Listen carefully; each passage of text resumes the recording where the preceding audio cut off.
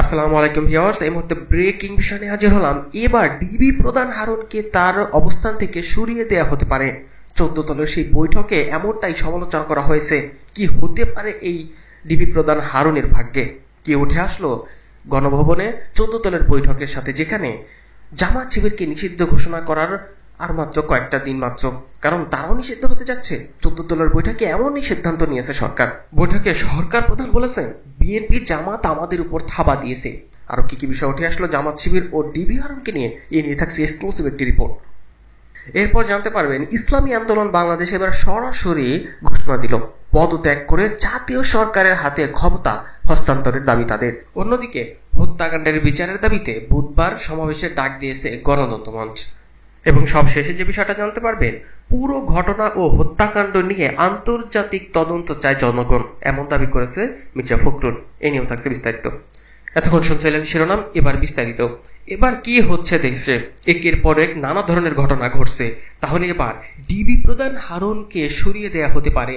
14 দলের বৈঠকে এমনই একটি আভাস পাওয়া যাচ্ছে। কেননা ইতিমধ্যে আপনারা জানেন জামাত শিবিরকে নিষিদ্ধ হচ্ছে 14 দলের বৈঠকে, এমনই সিদ্ধান্ত।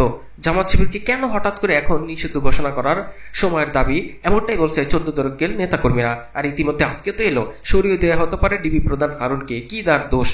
ঢাকা মহানগর পুলিশের গোয়েন্দা শাখার অতিরিক্ত কমিশনার হারুন রশিদকে তার দায়িত্ব থেকে সরিয়ে দেওয়া হতে পারে। সোমবার 29 জুলাই সন্ধ্যায় 14 দলের সভায় এমনটা জানিয়েছেন প্রধানমন্ত্রী শেখ হাসিনা। সভায় উপস্থিত ছিলেন এমন একাধিক নেতা গণমাধ্যমকে বিষয়টি নিশ্চিত করেছেন। প্রধানমন্ত্রী সরকারি বাসভবনে গণভবনে সভাটি অনুষ্ঠিত হয়। 14 দলের একাধিক সূত্র জানায়, সবার ওয়ার্কস পার্টির সভাপতি রাশেদ খান মেনন ঢাকা মহানগরের ডিবিপি পুলিশের নানা কর্মকাণ্ডের সমালোচনা করেন। আলোচনায় বলেন, যাকে তাকে ডিবি কার্যালয়ে নিয়ে যাওয়া এবং পরবর্তীতে তার সামাজিক যোগাযোগ মাধ্যমে ছড়িয়ে দেওয়ার সমালোচনা করেন মেনন। তিনি বলেন, রাজনৈতিক বিষয়গুলো রাজনৈতিকভাবে সমাধান করতে হবে। ডিবি কেন এসবের মধ্যে জড়াবে? এমনটা নিয়ে ব্যাপক ধরনের সমালোচনা করেন এই রাশেদ খান মেমন। এরপর কিন্তু আওয়ামী লীগের সভাপতি প্রধানমন্ত্রী শেখ হাসিনাও হারুন রশিদের উপর ক্ষোভ জানান। তিনি আরো বলেন, আমারও কাছে এমন নানা খবর এসেছে, তার কর্মকাণ্ডের জন্য নানা সমালোচনা হচ্ছে। স্বরাষ্ট্রমন্ত্রীর উচিত ছিল বিষয়টি দেখা, কিন্তু এখন আমাকেই হস্তক্ষেপ করতে হচ্ছে। অর্থাৎ হারুনকে সরিয়ে দিতে বলল, এমনটা কিন্তু আভাস পাওয়া যাচ্ছে। কিন্তু সামান্য এই কারণে কি তাকে সরিয়ে দেওয়া হবে? এতটাই কি সহজ? এই ডিবি হারুনকে নিয়ে সবচেয়ে বড় যে সমালোচনাটা হয় সেটা হচ্ছে নিরাপত্তার অজুহাতে কোটা আন্দোলনের 6 সমন্বয়ককে ডিবি কার্যালয়ে রাখা হয়। ডিবি হেফাজতে থাকার সময় গত রোববার তারা ভিডিও বার্তায় লিখিত বক্তব্য পাঠ করেন। বক্তব্য আন্দোলন কর্মসূচি প্রত্যাহারও ঘোষণার সমন্বয়ক দেন নাহিদ ইসলাম। তারা ঘোষণাটি করেন যে প্রত্যাহার করা হয়েছে সকল কিছু, কিন্তু ভিডিওতে দেখা যায় কম্পিউটারে টাইপ করা পত্র সমন্বয়ক নাহিদ ইসলাম পাঠ করছে। সেখানে 6 জন সমন্বয়ক স্বাক্ষর রয়েছে। এর আগে ডিবি প্রধান হারুন রশিদ এই সমন্বয়কদের সঙ্গে খাবারের ছবিও ফেসবুক পেজে প্রকাশ করেছেন। পরে অন্য সমন্বয়করা দাবি করেন, হেফাজতে থাকা সমন্বয়কদের আন্দোলন প্রত্যাহারের ঘোষণা দিতে বাধ্য করা হয়েছে। তারা গতকাল সোমবার সারা দেশে কর্মসূচি পালন করবে। এদিকে সমন্বয়কদের ছেড়ে দেওয়ার বিষয়ে হাইকোর্ট রিট করা হয়।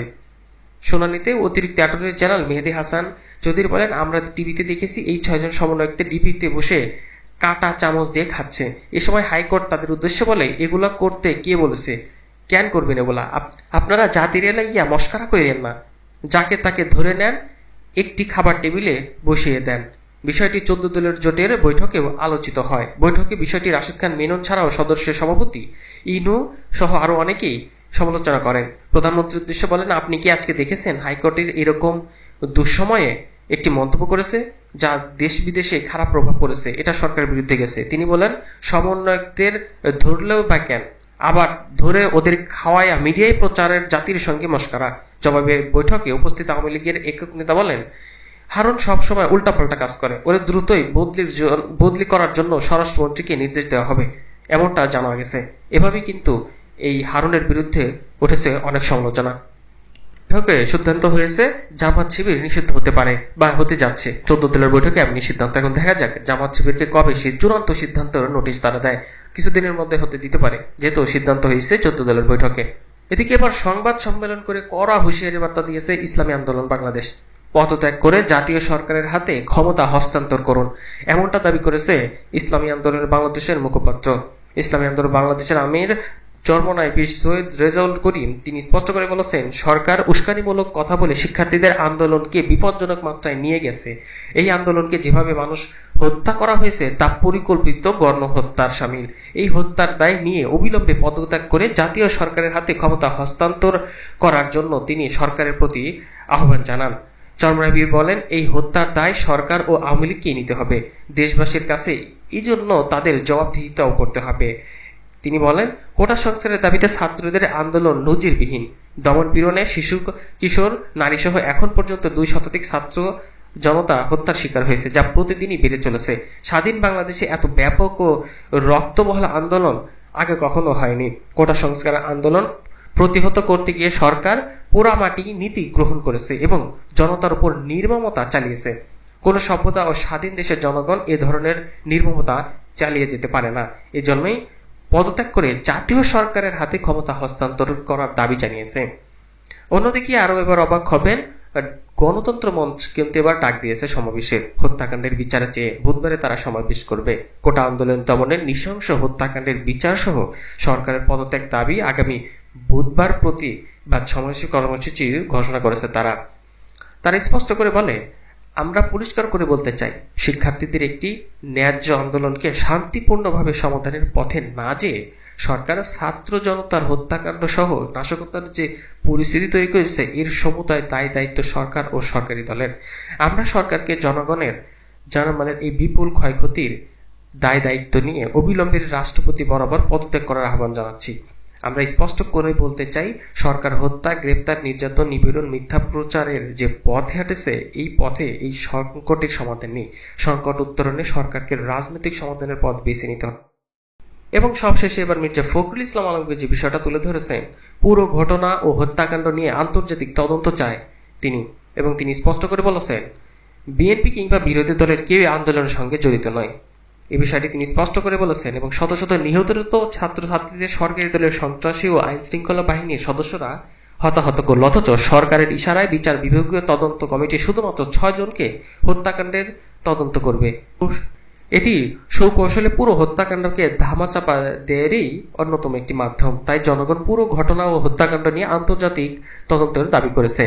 রাষ্ট্রীয় সন্ত্রাসকে আড়াল করে এবং উদুর পিণ্ডি বুদুর ঘাড়ে চাপানোর অপকৌশল হিসেবে বিএনপির নির্দোষ নেতাকর্মীদের বাড়িতে বাড়িতে অভিযান চালিয়ে কিংবা গ্রেফতার করে বাসায় না পেয়ে তাদের সন্তান কিংবা যাদের আছে গ্রেফতার নিয়ে ব্যাপক ভাঙচুর করে আসছে, যাদের পাচ্ছে না, এসব অভিযোগ বলেন এই মির্জা ফখরুল বলেন, আন্দোলনের ভূমিকা রাখায় মিথ্যা অভিযোগকে ঢালাওভাবে বিএনপি ও বিরোধী দলের নেতাকর্মীদের উপর সরকার এবং আইনশৃঙ্খলা বাহিনীর কতিপয় সদস্য দোষারোপ করে যাচ্ছে।